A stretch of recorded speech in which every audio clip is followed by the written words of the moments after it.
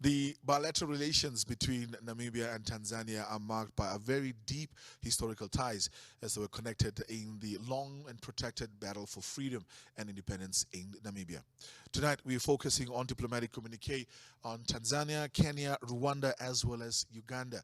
And we have His Excellency Tobias joining us here, Ambassador Tobias, Lebbeus Tobias, to just give us some insights with regards to that relationship and, of course, what the current benefits are between the two countries. Thank you so much for making time out to join us this evening on Diplomatic Communique, Ambassador. Thank you, Ricardo. I thank you for the opportunity to be here. Let's start off, I think, with Tanzania. I think arguably in the four countries we have the deepest ties with them. How would you describe the relationship of that we have currently with Tanzania before we get a historical context? Thank you very much. It's very much important to mention that Namibia and Tanzania has got a long historical bond that is dated from the liberation struggle.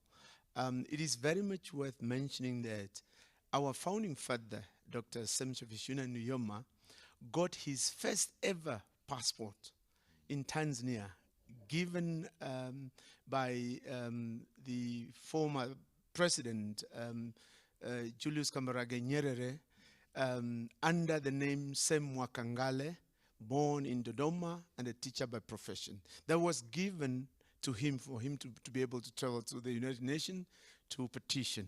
So they literally created sort of an alias for him to be able to move around in the rest of the world and continue doing the work he was doing for the liberation struggle. Very much, because for him to be able to travel by then, he was given that passport as a Tanzanian citizen, because he could not get any passport from anywhere.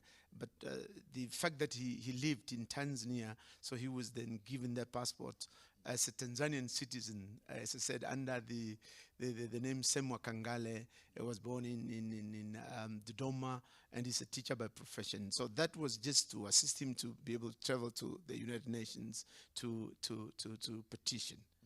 Well, of course, when we think of Tanzania, we actually, in fact, think about the name Tanganyika. And the moment you bring that up, I'm pretty sure more than half of Namibia's political leadership will have one or the other affinity to that.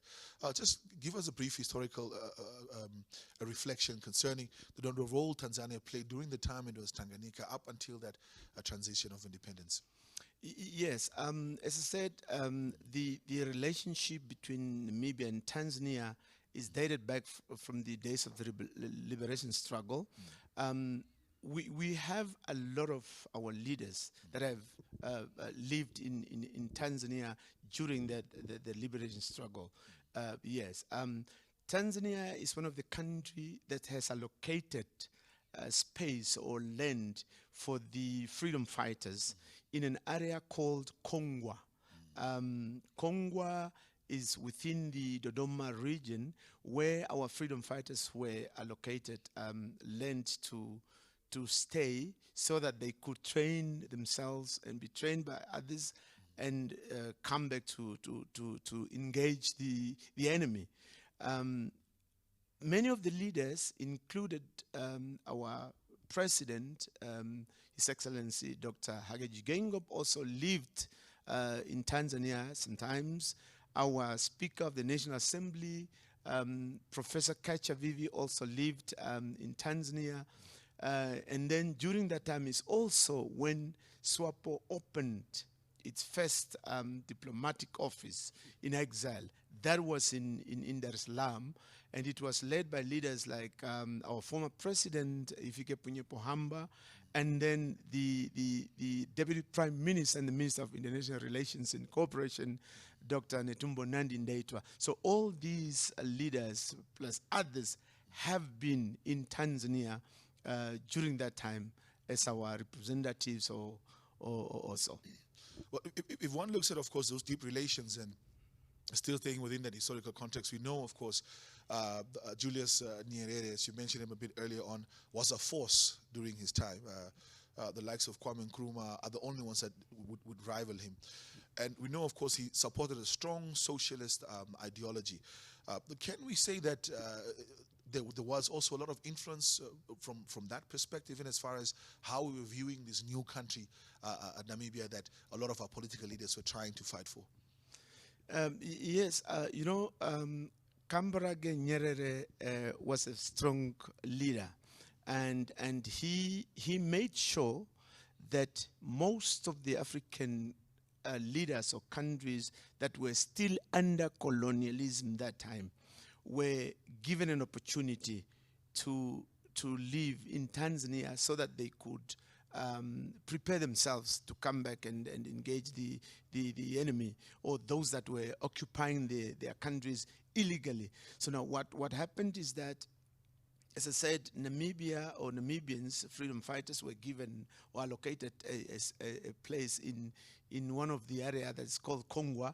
They have been there together with, for instance, the Frelimo of Mozambique, ZANU-PF of Zimbabwe, ANC or South Africa, MPLA of Angola. So all these were together preparing themselves to be able to engage those that occupied by then their countries. So it was literally a hub for liberation struggle movements to form and strategize and get themselves together before they go back to their countries. Exactly, and that is why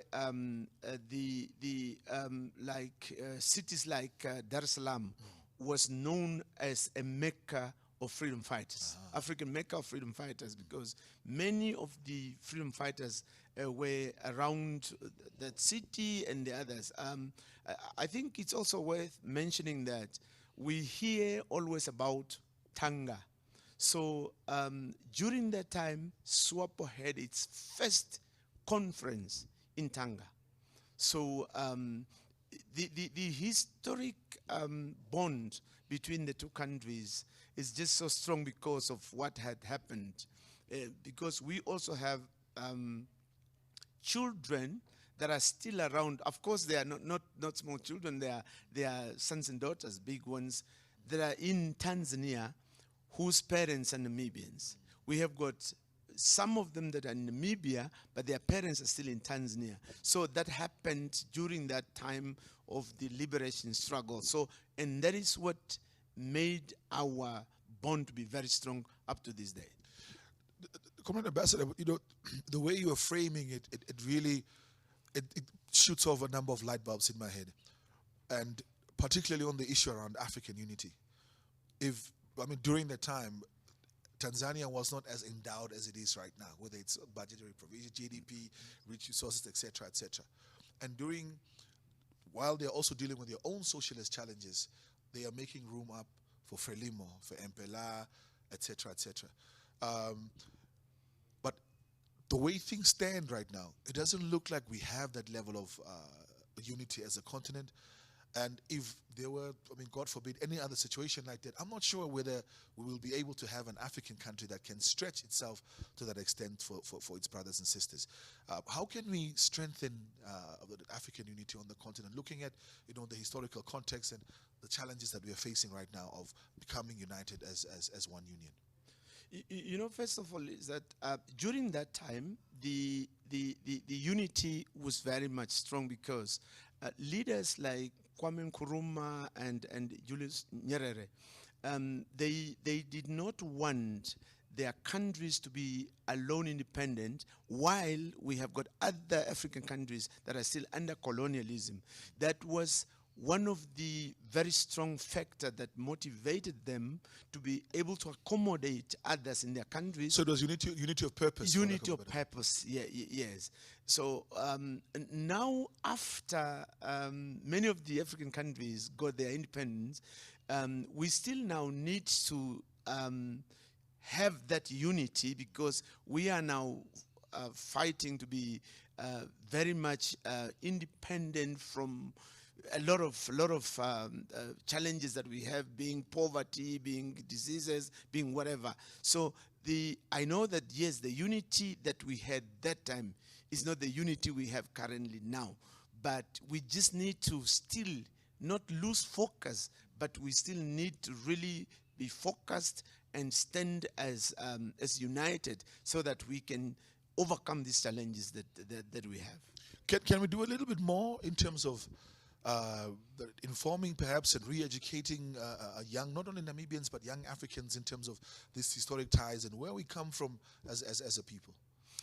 You know, our founding father, President Sam Nujoma said, a nation without culture or a nation that doesn't know where it comes from is a nation that does not have a direction. What is very much important now, currently, is that we need really to make sure that we speak to the young generation, to the young people, so that they know the background. One can only stand strong or move forward if you know where you are coming from. And it is not really a good thing that we forget the history. We are there now because of the very good history that we have. So we need, as leaders, to speak to the young ones, to tell them about the history or to teach them about the history, where we are coming from, where we are now, and where we are heading to.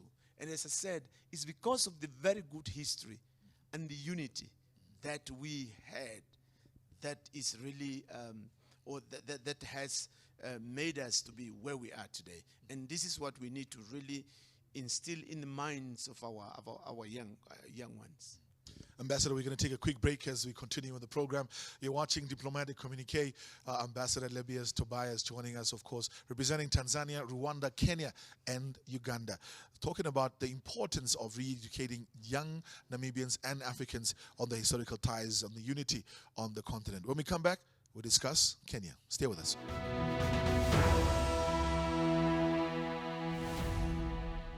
Welcome back to Diplomatic Communique. Tonight we're focusing on East Africa. Of course, we had some reflections on Tanzania, and now we're going to be focusing a little bit more on Kenya as well as Rwanda, where the head of mission there, Ambassador Lebbeus Tobias, joining me for the program today. Ambassador, if we move on, I think in terms of East Africa, with tech and innovation, they're doing quite well. Kenya, of course, also one of the big ones. Rwanda, like you've mentioned a bit earlier on, are really the ones that are honing technology on the continent. So let's start with Rwanda first and foremost. We've seen, of course, that they have, I think, slowly but surely become an example of steady and reliable development on the continent. What is the status of our bilateral relations with Rwanda? Thank you very much, Ricardo. Rwanda is a very strong country in terms of ICT. They have a good programs for young people when it comes to IT. They are making sure that they are training their young ones on IT. But then also they have got a good program in the whole country on how to keep their country clean, for instance. But then these are programs that are rolled out from the capital city until to the regions. One of the good things also that I can mention here is that they have got an issue of or something like they don't use cash. Everybody in the country is moving what they call cashless. So in essence, we're saying that everybody is in a formal banking space, whether it is through mobile or the actual physical branch banking. Yes, what I'm saying here is that any transaction they are doing is cashless. Is cashless. So they use the technology to pay their accounts. Whether you are in town and you parked somewhere, you pay electronically. You are in a shop, you pay electronically. So that makes really them all to move without cash. Somebody there will tell you that maybe within 2 or 3 years, she didn't touch cash or money. So it's because of their ICT that everybody in the country is really aware of the ITC. So although maybe not 100%, but I can assure you 95 or 96% of the citizens of Rwanda are good at ICT. So this is something that we can tap on as a country, Namibia. And then as a representative or head of my mission in East Africa, I am working hard to make sure that especially our young people here have got exchange programs with the young people in Rwanda when it comes to information technology, so that they can learn. Are there some opportunities opening up for that sort of exchange? Yes. I am very much busy to create that with different government and private institutions that are where young people can exchange and then go and learn ICT in Rwanda. Still staying with Rwanda, of course, one of the things that many people mention, I think, not only in Africa but globally, is how Rwanda has managed to brand itself on the international stage. For many people, it seems like it's a safe country, clean, like you said, ICT infrastructure, telecommunication infrastructure is there. So much so to the point where we see even major global events, such as the ICT summit that usually took place in Barcelona, took place in Rwanda this year. What is it that we can learn, perhaps best practices or key takeaways in as far as how to brand ourselves as a nation in the global stage? Ricardo, that has to do with first of all, we as the citizens of our country, we need to have patriotism. One has to be patriotic to your country first, because this is the only country we have. Whether we have got this or that challenge, this is Namibia we have, and we have to be patriotic to that. Now, when one is patriotic to your country, you will be able to do anything that is positive that your government or your leaders are trying to do. So, and this is what is with the Rwandan people. They are patriotic to their country. They listen to their leaders. They know that they are there. Every citizen should form part of the team that is building the country. So if we all as Namibians will be patriotic to our country, and then we follow what our leaders are telling us, then we will be able to do much and to follow the very good example of Rwanda. I always say I'm a teacher by profession, and when I was still full-time teaching, I have been a member of the Namibian National Teachers Union, NANTU, and we have got a slogan that says, we liberate the minds of our people. So one has to have your mind liberated to understand what you are doing, and that this, what I'm doing, is really positive, and it is to the benefit of my fellow citizens. So if we have our mind liberated and understand all these things, we will really do better and follow very good examples of Rwanda. Because whatever we are doing it for ourselves and for the fellow citizens and for the country. Ambassador, we'll quickly go for a short break as we continue with the program. Of course, Diplomatic COMMUNIQUE. We are joined by Ambassador Lebbeus Tobias, representing East Africa, reflecting on Tanzania, Kenya, Rwanda, and Ugandan relations. Stay with us. We'll continue with more after the break.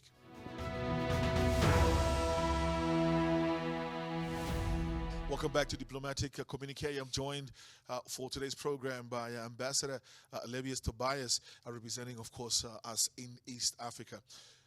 When we talk about East Africa, we cannot talk about East Africa without highlighting the economic powerhouse, which is Kenya. What is the status of our bilateral relations with Kenya? The status of our bilateral relations with Kenya is very good. Of course, we have got the Joint Commission for cooperation between the two countries. As you know, that Kenya is the economic hub the East Africa. Yes. So we take it very serious that we have got a number of MOUs that we sign between the two countries to be able to benefit both citizens, Namibians and then Kenyans. What are some of the different areas of cooperation under which these MOUs were signed? We have, for instance, education, health. We have got political and diplomatic consultations and many others. But the very important thing here is that we want to take these MOUs very seriously, and we make sure that we implement whatever we have agreed within these MOUs. We've also seen, I think, in the last decade, I think about 6 to 10 years, a lot of big tech companies, your Microsofts, your Googles, etc., choosing Kenya as the base where they set up their Africa headquarters. Let's reflect a little bit on that as well in terms of the potential collaboration with some of these giants and how they're able to attract such big corporate heavyweights to come and plant their feet on the ground in Kenya. It's very important that the fact that Kenya is an economic hub, they have what I can say a mixture of all sort of economic activities, sectors that you can find. So that in itself attracts then big companies to come in Kenya and set up or do business with any company or in any sector they wish. So these are now the companies also that either they are from somewhere and they are based in Kenya, or they are Kenyan companies. These are the companies that were also engaged with as the mission of Namibia in East Africa to make sure that they can also come and do business with the Namibian people here. So we are very busy engaging different companies to make sure that they selling, in fact, our country and what we can offer as a country for them to also come over and do business with our people here. One of the benefits, of course, and I think the good things about Kenya is also that they are very, very active in the agricultural space and the natural resource management space as well. Is there perhaps any collaboration going on in that area?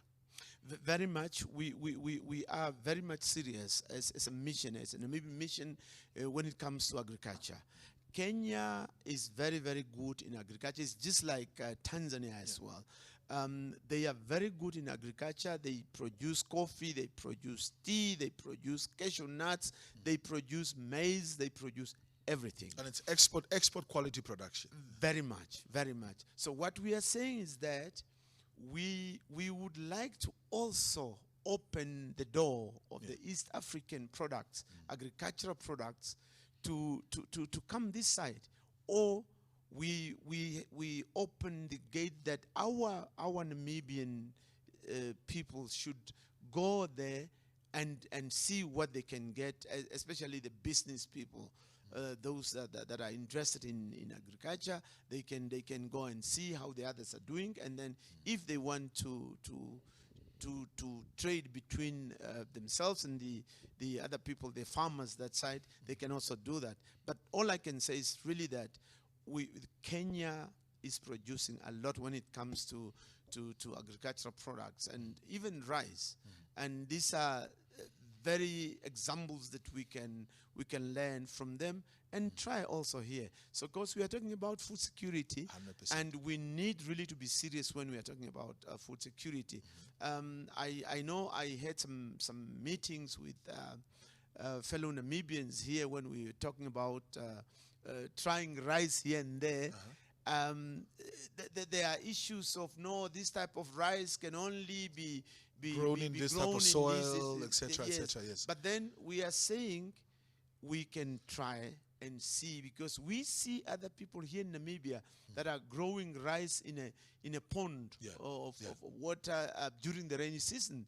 It has happened somewhere in Oshikoto region. I've seen a lady who has done that, and then really she got a lot of bags of rice, but no research was done.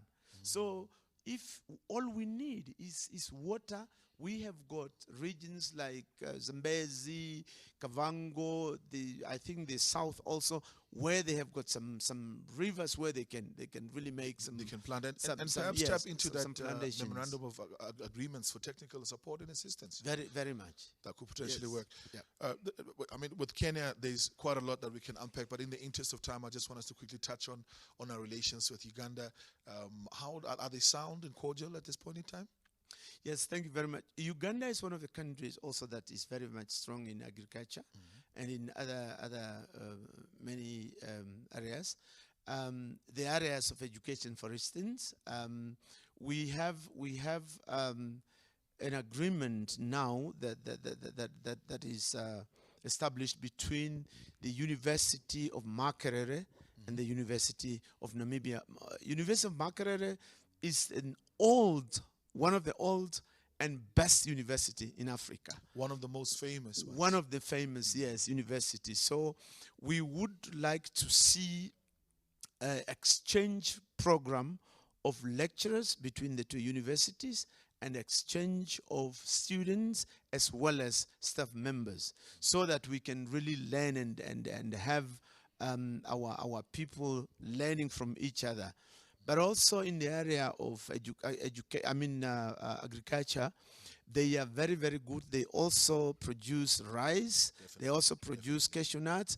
They also, in part of the country, I think, they produce also brown sugar and so on. So there are so many areas also that we are looking at when it comes to Uganda, so that we can really also benefit our two nations. Ambassador, thank you so much for making time to join us on Diplomatic Communique. I would have loved us to expound a little bit more, but we have to let you go this time around. Thank you very much, Ricardo. Thank you. I appreciate it. Ambassador Lebbeus Tobias, of course, coming to us all the way from Tanzania, where he's designated, but of course, concurrently also accredited to Kenya, Rwanda, as well as Uganda. That's it with our edition for tonight of Diplomatic Communique. I'm Ricardo Tnagosep. It's always a pleasure being in your company. Bye-bye.